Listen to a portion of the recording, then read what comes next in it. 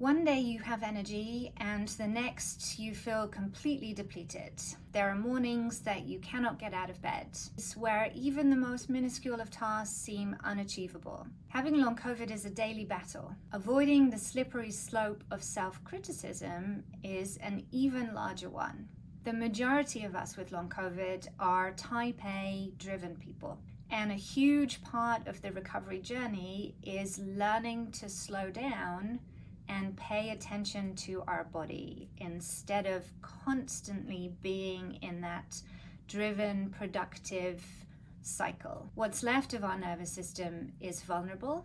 Ultimately, our body does know best. We just have to learn to trust it. We need to do the nervous system work to get out of that hamster wheel pattern. When we've done that, we don't want to fall back into it again. I was reminded about this lesson recently with the final push to publish my book. I've been working super hard to put my business together in a way that supports my nervous system and puts it first. Recently, I got the publication date for my book, which was 4 days away from the email that I was receiving. And then a few hours later, I got another email with many tasks that I had to complete before that date. In that classic old style way, my brain said, oh yes, it's really important that this book gets out on that date, so let me just do this work. And it was a Tuesday, it was private practice, I had 7 patients. So I decided, of course, that I should read in between patients in order that we could get the book published on time for a deadline that was completely arbitrary. Then, of course, I noticed by the end of that day that I was starting to feel like crap.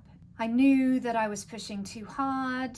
You can probably relate to this, that moment where you think, oh goodness, have I got a COVID reinfection? Do I need to test again? But of course I was just exhausted and trying to meet an unnecessary deadline. We do have to accept as part of our recovery journey that we can't be on top of everything in the way that we used to. Unwanted side effects will slow us down, like brain fog or fatigue. If we try and push on through, that will just make us more overwhelmed and exacerbate the side effects even more. I know that you want to manage it all, but it is really important to slow down and realize that we have to start putting ourselves first. And a big part of the process can be about delegation. Now that can be work related, it can be in your home life. Most of us who relate to that type A label come from some type of traumatic experiences. Oftentimes what happens is maybe people weren't there for us earlier in our life, and we get very good at relying on ourselves. Then it's very common to have this belief that there's no point giving it to somebody else because we will always do it better. That may well be the case. We don't have the resources, the energy, the spoons, the strength, whatever you want to call it, to be doing everything ourselves anymore. Finding a way to have other people take things off your plate so that you can focus on what is important is going to be a huge part of your long COVID recovery and of that beautiful dream life that you want for yourself again in the future. If there's one thing that I want you to remember, it's to be proud of what you have done. You can list all the things that you could do better or simply hate yourself for not being able to do. That isn't going to help with the recovery that you're working on.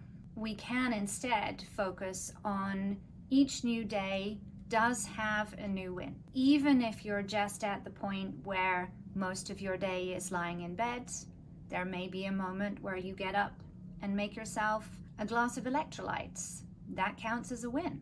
What is an example of something that you can be proud of that you have done today, this week, this month?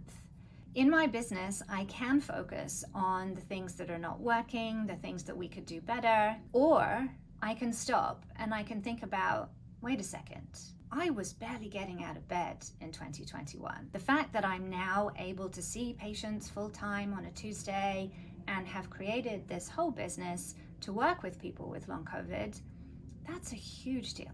It's really important to think about this in your life too, wherever you are with your long COVID journey, to stop and focus on the wins. Because when you appreciate how far you've come, you will avoid that slippery slope of self-criticism and that hamster wheel that is in the back of our mind calling to us, which isn't going to do us any good.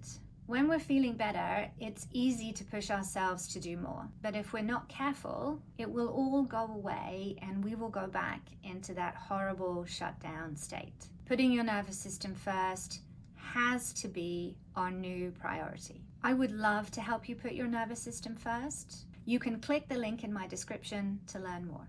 I hope you have a tolerable week, and I will see you again soon.